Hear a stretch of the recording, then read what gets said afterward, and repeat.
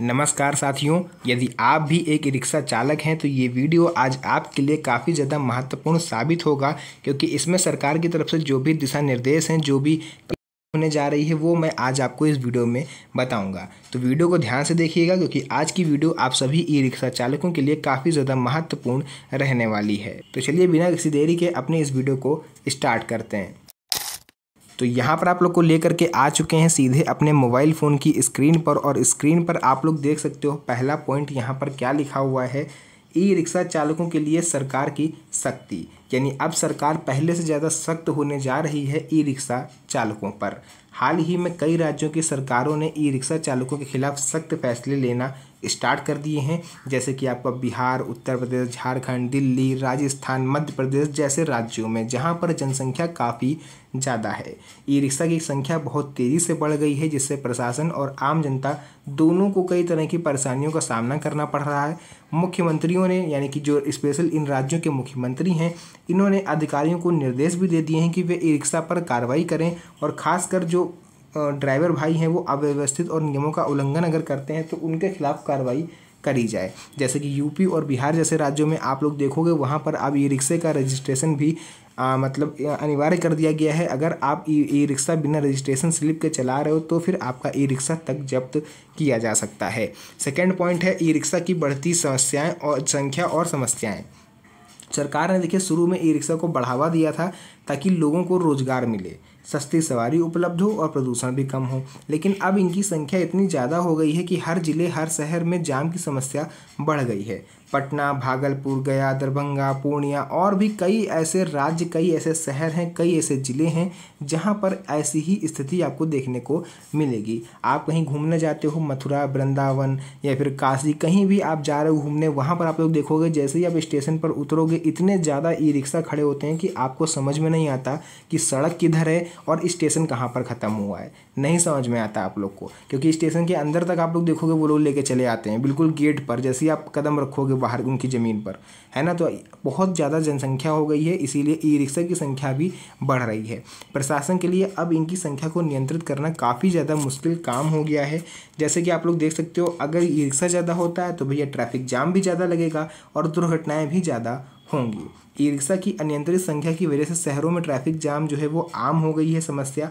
कई बार e rickshaw के पलटने से दुर्घटनाएं भी हो जाती हैं, जिससे आम जनता को चोटें भी आती हैं, और कई गंभीर परिस्थितियों में जो सवारी होती है या चालक होता है उसकी मृत्यु भी हो सकती है। सड़क पर जगह जगह ई रिक्शा खड़े होने से आपातकालीन सेवाओं जैसे कि एम्बुलेंस वगैरह अगर निकलती हैं तो ऐसे में वो जाम में फंस के परेशान होते हैं, और उनके अंदर जो मरीज बैठे होते हैं उसकी जान का जोखिम हमेशा बना रहता है। बच्चों के स्कूल जाने पर ई रिक्शा के द्वारा अब रोक लग गई है। यानी बिहार सरकार ने ये स्पेशली जो ऑर्डर दिया था, निर्देश दिया था कि अब किसी भी स्कूल के बच्चों को ई रिक्शा से स्कूल नहीं पहुंचाया जाएगा। इसका कारण है कि ई रिक्शा वाले अक्सर ओवरलोड करते हैं, क्योंकि स्कूल वाले हैं तो वो ये तो नहीं चाहेंगे कि एक रिक्शे में केवल 8 बच्चे जाएं या 6 बच्चे जाएं। वो चाहेंगे कि एक ई रिक्शा में जितने जा सकते हैं उतने ज़्यादा बच्चे जाएं। उनका बस नहीं चलता है, नहीं आपके बच्चों को वो छत पर बैठा दें ई रिक्शा की, कि भैया ये छत खाली क्यों जा रही है, यहाँ भी बच्चे भर लो। तो इससे क्या होता है, कई बार जो ई रिक्शा पलट जाते हैं, जिससे बच्चों की सुरक्षा जो है वो खतरे में पड़ जाती है। फिफ्थ पॉइंट आ जाता है लाइसेंस, फिटनेस और दस्तावेजों की अनिवार्यता। अब कोई भी ई रिक्शा बिना वैध लाइसेंस, फिटनेस सर्टिफिकेट, रजिस्ट्रेशन और इंश्योरेंस के नहीं चल सकता। यदि कोई चालक बिना लाइसेंस या बिना दस्तावेज के पकड़ा जाता है तो उस पर कड़ी कार्रवाई की जाएगी। पुलिस जगह जगह चेकिंग कर रही है और बिना दस्तावेज के गाड़ी चलाने वालों का चालान अब काटा जा रहा है। तो ऐसा नहीं कि केवल ई रिक्शा पर गवर्नमेंट सख्ती कर रही है। आप लोग सोचो कि ई रिक्शा वालों के पीछे पड़ गई सरकार, जी नहीं, ई रिक्शा वालों की तो पीछे पड़ी ही पड़ी है। साथ में जो आगे आपके पास कोई भी व्हीकल है, चाहे 2 व्हीलर हो यानी कि बाइक हो, या फिर 4 व्हीलर हो यानी कि कार हो आपके पास, या कोई भी आप स्कूटर वगैरह आप लेके निकलते हो, तो भी आपके पास ये सभी जरूरी डॉक्यूमेंट्स और लाइसेंस होना कंपलसरी है, और आप इन सब चीज़ों को आपको मानना पड़ेगा, अन्यथा आप फिर जुर्माना भरने के लिए तैयार रहें। लाइसेंस हमेशा वैध और अपडेट रखें। फिटनेस सर्टिफिकेट, प्रदूषण प्रमाण पत्र, इंश्योरेंस और अन्य सभी जरूरी कागजात के बिना गाड़ी आप ना चलाएं। इन सभी कागजातों को अगर संभव हो सके तो आप मोबाइल में भी रख सकते हो। मोबाइल पर भी अगर आप पुलिस वालों को दिखाओगे तो वो उस पर मानेंगे।